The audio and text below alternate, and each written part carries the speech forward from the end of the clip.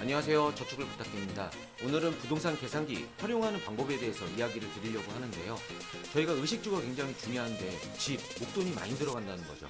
그러다 보니까 매매를 할지, 전세를 살지, 월세를 살지도 결정을 해야 되고 어디를 살지, 어느 지역을 살지, 얼마짜리 살지 이런 고민들을 하느라고도 정신이 없는데 복비는 얼마를 줘야 되고 세금은 또 얼마를 내야 되고 이게 수익적으로 타당성이 있는지 없는지 계산을 하는 것들은 이게 참 한 번에 딱 처리가 됐으면 좋겠는데 이게 너무 어려워요. 그러니까 나는 지금 알아보는 거 막 지금 여길 살까 말까 전세를 살까 말까 이런 거 결정하는데 모든 게 다 집중이 돼야 되고 나머지 부분들은 알아서 계산됐으면 좋겠는데 그런데 이게 이 뒷부분이 받쳐주지를 못하니까 올바른 판단이 잘 안 된다라는 거죠. 그래서 올바르게 판단할 수 있도록 그런 불편하고 어려운 계산들은 한 번에 요 계산기가 이용할 수 있도록 요 계산기 활용 방법에 대해서 이야기를 해보도록 하겠습니다. 그 사이트는 제가 제 블로그에 올려놨으니까요. 여기 한번 보여드릴게요. 제 블로그에 들어가 보시면은 그 영상 아래 보시면 링크 달아놨어요. 거기서 눌러서 들어가시면 여기 부동산 계산기 여기를 눌러보시면 사이트로 들어갈 수가 있게 됩니다. 여기서 계산을 해보실 수가 있는 거예요. 사이트 화면 구성은 굉장히 심플하게 이런 식으로 되어 있고요. 그리고 이용하실 때 이렇게 즐겨찾기를 해놓고 다음부터 계속 불러와서 계산을 해보시면 되겠죠. 그리고 여기 계산기를 눌러서 여기에서 여러가지 계산기를 열어서 내 기호에 맞게끔 계산을 해보실 수가 있게 되는 겁니다. 자, 그러면 여기 요 계산기들을 하나하나 눌러보면서 이걸 어떻게 이용하시면 되는지 어떻게 바라보시면 되는지 아주 쉽게 제가 간단하게 하나하나 설명을 좀 드려보도록 할게요. 첫 화면은 이렇게 복비, 중개 수수료를 얼마 내야 되는지 계산되니까요. 요걸 통해서 한번 시연을 해보도록 하겠습니다. 매매를 하는 경우에는 내가 직접 아파트를 사는 거예요. 그래서 4억짜리를 사겠다. 그리고 전세는 2억짜리 전세를 얻겠다. 그리고 월세는 1억에 50짜리를 들어가겠다. 라는 기준으로 계산을 해보도록 하겠습니다. 지금은 복비 계산을 하고 있고요. 얼마 나오는지 한번 계산을 해볼게요. 4억 입력해 보도록 하겠습니다. 이렇게 4억을 입력하고 계산을 누르면 중개 수수료가 160만원 나오네요. 그리고 매매는 전세나 월세랑 다르게 중개 수수료가 조금 높아요. 그래서 얘는 0.4고 얘네 둘은 0.3이고 이렇게 책정되어 있습니다. 만약에 부동산 여기에서 176만원 이상을 부르면 나는 당당하게 요구할 수 있는 거예요. 이거 너무 비싼데요? 라고 얘기할 수 있다라고 생각하시면 되는 거예요. 만약에 176만원보다 낮게 부르면 이렇게 다행이다 라고 생각하시면 되겠죠. 전세 한번 계산해 볼게요. 2억 이렇게 입력하고 계산을 누르면 전세는 66만원이 되죠. 이렇게 생각하시면 되는 겁니다. 월세 계산해 볼게요. 1억에 50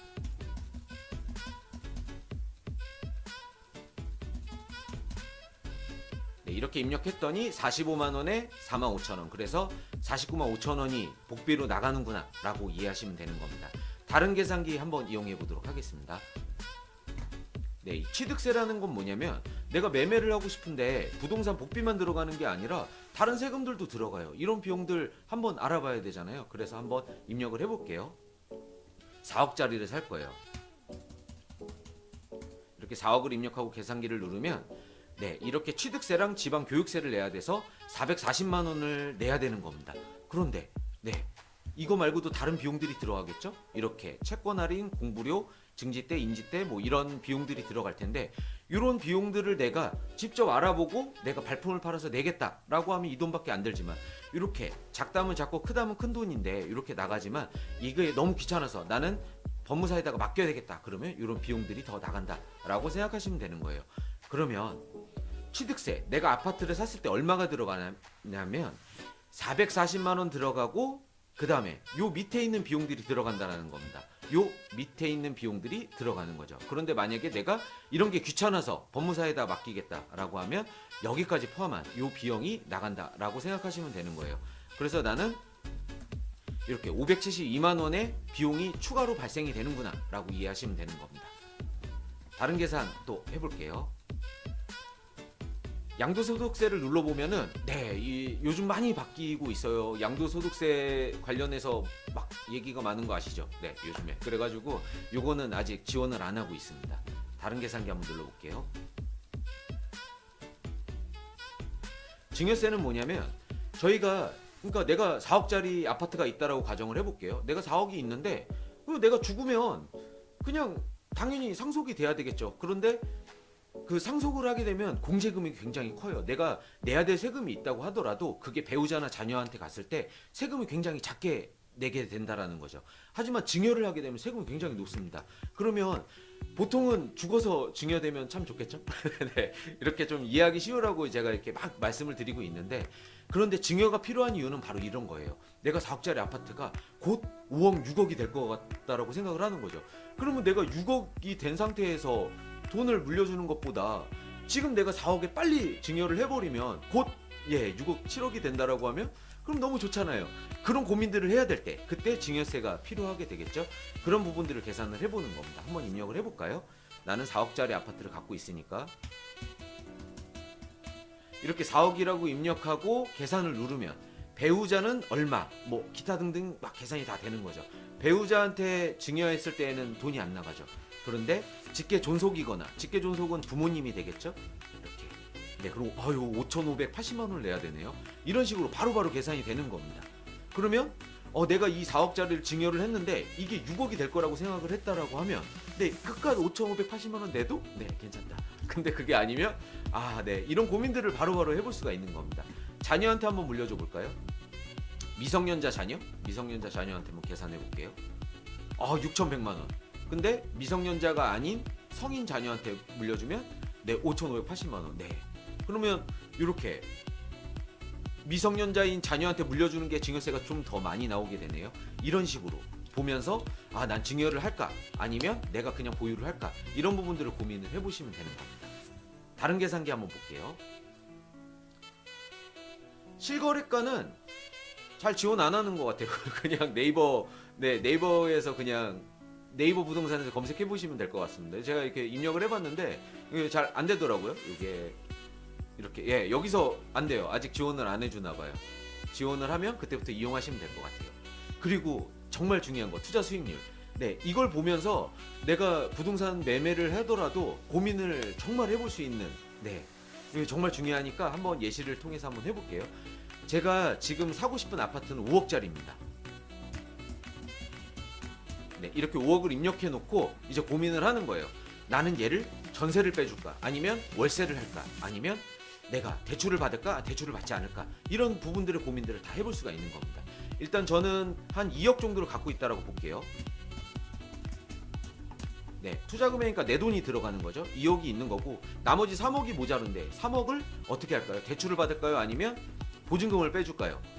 한 3억을 전세를 한번 빼줘 볼까요? 5억짜리 사서 3억 전세 빼줄 수 있잖아요. 이렇게 계산을 한번 해볼게요. 그래서 계산을 누르면 이렇게 되면 수익률이 얻게 되죠. 그러면 온전히 부동산이 상승하는 만큼 내가 이 정도 수익을 봤다. 5억이 6억이 됐다. 그러면 수익률 계산하면 나오잖아요. 이렇게 볼 수 있는 건데 이렇게 계산하지 않고 보증금을 예를 들어서 1억 5천이었다. 그리고 그러면 나머지 부족한 만큼 대출을 받아야 되니까요. 요즘 주택담보대출이 한 4% 정도 되나요? 이렇게 4%로 계산해 보면 나는 매년 마이너스 5.7%씩 마이너스가 나고 있는 거예요. 그러면 내가 요걸 상쇄할 만큼 부동산 가격이 상승을 하거나 아니면 다른 대책을 마련을 해야 되겠죠. 근데 한 1억의 월세를 좀 받아볼까요? 이렇게 1억의 보증금에다가 월세를 한 50만 원 받아볼게요. 이렇게 계산을 해보면 마이너스 1%가 나는데 만약에 월세를 60만 원을 받게 되면요. 그래도 마이너스네. 65만 원은 받아야 되겠네요. 그래도 마이너스예요. 75만 원? 70만 원?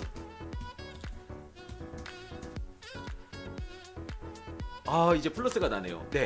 지금 이렇게 봤을 때 지금 현재 내가 대출 이자를 부담하고 있더라도 지금 대출을 2억을 받아가지고 이 주택을 운영하고 있다고 하더라도 내가 월세만 꼬박꼬박 받을 수 있다라고 하면 난 손해를 안 보고 있는 겁니다. 그러니까 내가 내는 대출 이자만큼 월세로 다 충당이 되고 있는 거죠.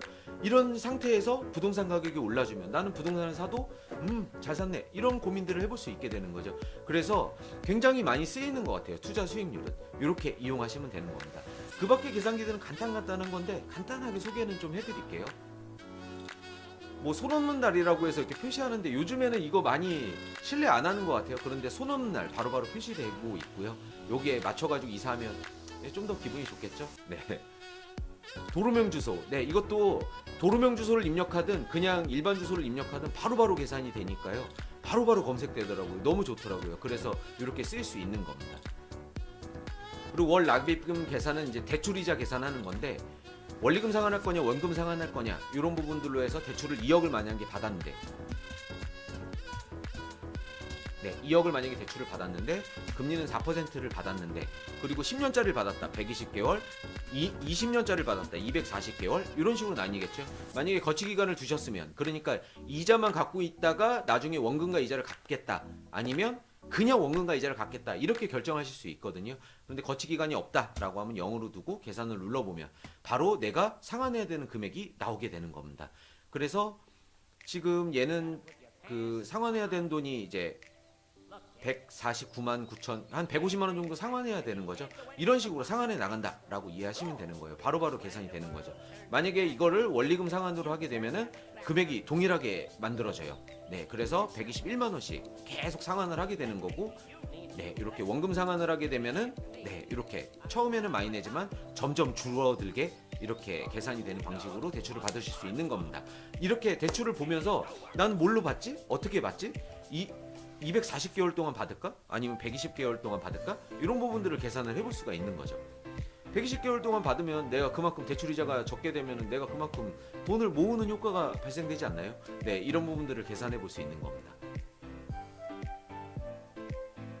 그리고 요거 대출이자 계산했으니까 대출 한도 볼게요. 네, 이렇게 뭐 제가 아까 4억짜리 산다고 그랬죠? 4. 네, 이렇게 바로 계산을 해보면 네, 바로바로 이렇게 70% 받을 수 있냐, 80% 받을 수 있냐, 60% 받을 수 있냐에 따라서 대출 한도가 바로바로 조회가 돼요.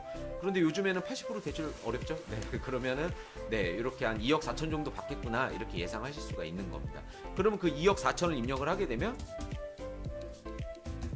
여긴 원으로 입력해야 돼요. 이렇게 입력하게 되면은 네, 한 달에 저희가 한 4% 정도 받을 수 있으니까 네, 이렇게 한 80만 원 정도는 내가 이자로 내야 되는구나. 네, 이렇게 생각할 수 있는 겁니다. 물론 원리금은 포함되지 않은 이자만이에요. 네, 이렇게 계산해 볼 수 있는 겁니다.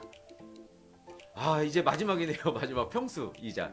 네, 평수 이자는 요즘에 원래는 뭐 30평 사니 뭐 25평 사니 이런 것들을 했었는데 네, 요즘에는 이렇게 제곱미터로 바뀌었잖아요. 이런 것들이 바로바로 계산되고 싶을 때 바로바로 입력하면 나오는 겁니다. 그래서 만약에 뭐 105제곱미터다 그러면 31평이다 이런 식으로 내가 바로바로 볼 수 있는 거죠. 계산이 바로바로 되고 입력 결과값이 바로바로 눈에 보이다 보니까 제가 다른 사이트 뭐 다른 계산기보다 주로 많이 이용하는 사이트다라고 생각하시면 될 것 같습니다.